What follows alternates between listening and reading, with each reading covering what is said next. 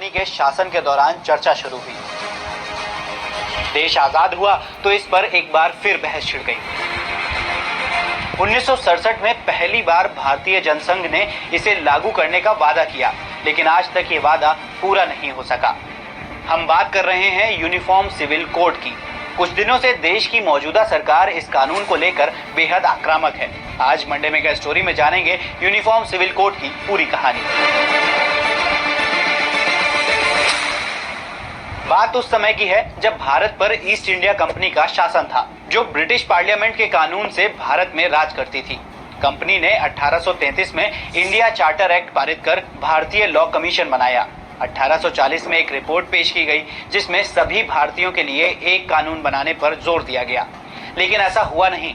फिर अंग्रेजों ने कई और कानून बनाए, लेकिन हिंदू मुस्लिम के धार्मिक कानूनों से ज्यादा छेड़छाड़ नहीं की। फिर आजाद भारत में पहली बार 1948 में संविधान सभा में यूसीसी का मुद्दा उठा। आर्टिकल 35 में यूसीसी की बात कही गई और जोरदार बहस छिड़ गई।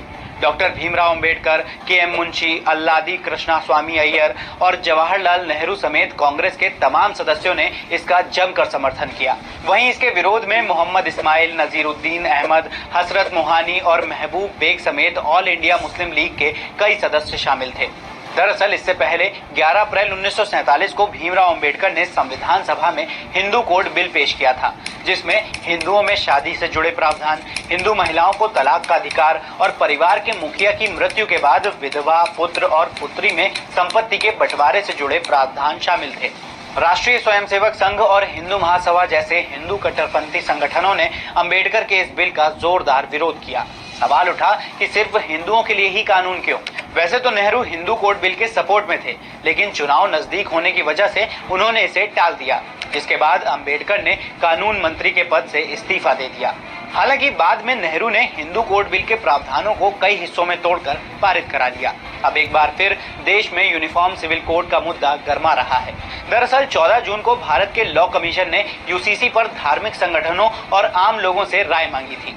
फिर 27 जून को प्रधानमंत्री मोदी ने भी यूनिफॉर्म सिविल कोड की बात करते हुए कहा, आप मुझे बताइए, एक घर में परिवार के एक सदस्य के लिए एक कानून हो, परिवार के दूसरे सदस्य के लिए दूसरा कानून हो, तो क्या वो घर चल पाएगा क्या? लेकिन अचानक से यूसीसी का मुद्दा क्यों उठ रहा है? एक्सपर्ट्स की माने तो बीजेपी के मैनिफेस्टो के 3 प्रमुख मुद्दे रहे हैं: राम मंदिर, आर्टिकल 370 और यूनिफॉर्म सिविल कोड।